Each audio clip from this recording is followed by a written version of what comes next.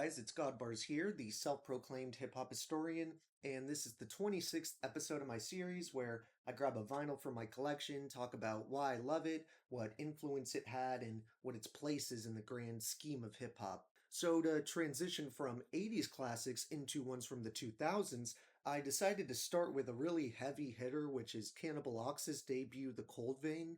This album's incredibly innovative, and it's actually one of my favorites in the entire genre. Really, the only reason I didn't talk about it earlier is because the first album I talked about was LP's Fantastic Damage. This isn't to imply that these albums have the same sound or give the same experience, because, as I'm pretty sure I mentioned in the Fantastic Damage video, they couldn't be more separate. They have their own completely unique aesthetic and atmospheres. The reason that they get grouped together is because they were both fully produced by LP, they were worked on and released around the same time, and they both came from the same general camp, which is, of course, Def Jux. I believe I gave a good amount of background on the legendary underground label in my first video, so I'm not really going to delve into that much for this one. The important thing is that LP needed artists to add to his roster and to produce for, and when he came across underground rap crew Adam's Family, he saw massive potential in two members in particular, Vordul and Vast Aire. By matchmaking a new duo,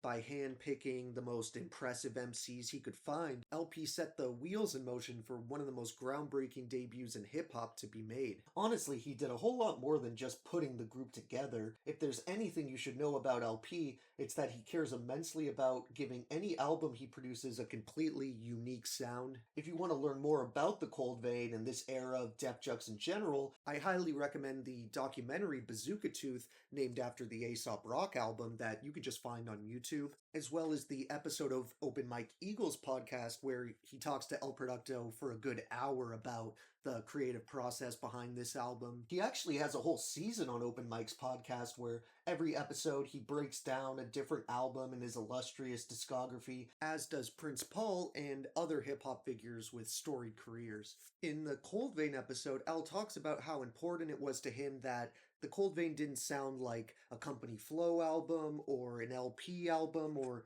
any other artist he may have produced for. He wanted this sound to be 100% Can Ox's, and if you ask me, he more than succeeded. Not just at the time it dropped, but in the 20 years since its release, nobody's even remotely been able to touch the space that this album operates in. There's such a specific atmosphere to the Cold Vein, and it's hard to picture any of these instrumentals on a different project. They feel so nocturnal, otherworldly, and, for a lack of a better word, cold. There's many factors that line up to make Cold Vein the type of experience you can only create once, and anything even trying to attempt to build off this sound usually comes off more like a cheap imitation. The first thing you'll likely have your attention directed to is the long atmospheric intro to Iron Galaxy that sounds like some dystopian version of New York, where you're already getting a sense of the aesthetic this album aims to create. It's icy, but also has this tension where you can sense something epic is coming. And both Vordul and Vast have two of my favorite verses of theirs, period, on here, and it kind of draws a line in the sand from the very start if you're gonna enjoy and kind of get what they're going for or not. Vordul has the first verse, and while his vocal tone isn't quite as expressive as Vast, he has this hard-to-pinpoint quality that leads his writing style to grow on many people over time, especially if you're a writer or really appreciate that aspect. To me, Vordul kind of sounds like a mix of Masta Killa and RZA from Wu-Tang. He has his own unique voice, but he's clearly from the same place, or at least somewhere in New York, where the accent is similar. There are certain lines that just remind me more of RZA's writing style and poetic descriptions, but at times it makes me think of how Masta Killa has this restrained delivery and flow that doesn't always end in a perfect rhyme, which can make casual fans dislike it or think it sounds wrong. But for rappers, it's like how certain musicians understand what Captain Beefheart was going for. They enjoy Trout Mask Replica because they understand the insane skill involved with playing songs with different time signatures simultaneously. It's a similar idea to me, because usually it is the denser writing styles that can come off sounding weird to casual fans, because if you're extremely used to basic rhyme schemes, it might kind of sound off to you or bother you without you really knowing why. This is a match made in heaven for Vast Aire, because his style is just as unique and commendable, yet it's completely different than the way Vordul writes and raps. Weirdly, while it's a style that I think is slightly more accessible and might click for a lot of fans quicker, I actually have a slightly harder time describing his voice and delivery. However, it's instantly recognizable, as is his trademark flow, which usually involves pretty vivid imagery and clever plays on words. Really, the biggest separation in their writing styles is that Vast is much more punchline driven, while Vordul really takes his time to pick apart a verse. Their chemistry on and off the mic leads to multiple improvised moments where you'll hear a slight noise in the background, or have something like Vordul getting counted in for his verse, or LP saying how the beat for Ridiculoid, one of the songs he features on here, was originally meant for his album. This was in reference to how Al had been working on material for his solo debut Fantastic Damage around the same time as I mentioned before. Easily the most memorable, completely unplanned moment is on Raspberry Fields, which has a speaker-knocking, futuristic LP instrumental. Vast gives about 8 or so bars of his killer first verse, but ends up accidentally slipping and saying the wrong word. But instead of killing the take or choking, he doesn't miss a beat and freestyles a couple lines about how he said the same word twice, and then through a genius move they run it back and he delivers the verse but uses the correct word and continues on as initially planned. It's so perfect, I'm sure some people think it was fake or planned, but not only do I completely believe LP when he talks about how real that moment was, but to me it's one of those things where it almost seems more unrealistic that they'd fake it.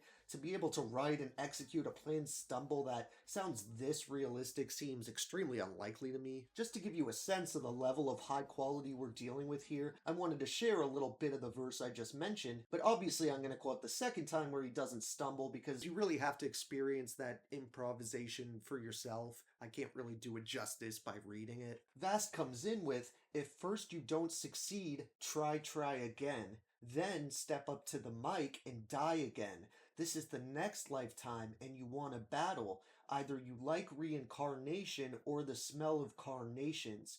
The sample's the flesh and the beat is the skeleton. You got beef, but there's worms in your Wellington. I'll put a hole in your skull and extract the gelatin. Mustard seed faith move mountains." While I could really go on about every track at length, the one other song that I really think is necessary to mention here is Pigeon. This is one of the more conceptual tracks on the Cold Vein, and it really couldn't fit into the New York vibe any better. This song also features insanely dense and potent verses from both MCs, but the reason for the title really becomes apparent through Vast's verse, which I have to give an excerpt from as well, which is, "Birds of the same feather flock together, congested on a majestic street corner. That's a short-time goal for most of them, 'cause most of them would rather expand their wings and hover over greater things. That's what we call inspired flight by the pigeons that gotta eat pizza crust every night. And let there be light was understood when a mic stand descended from up and above into the hood.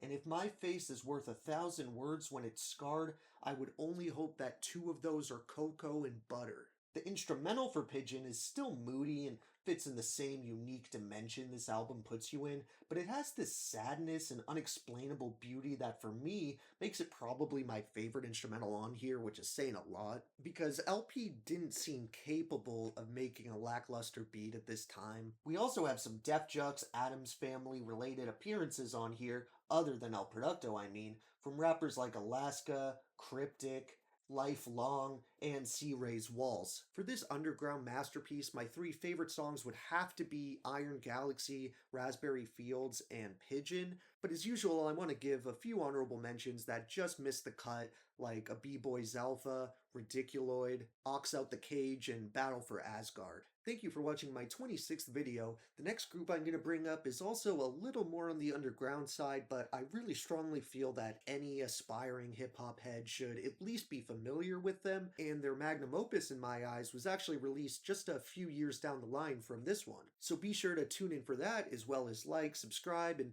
let me know what your favorite tracks off of Canox's legendary debut are. Don't forget to have a great day, and I'll see you next time, okay? Alright.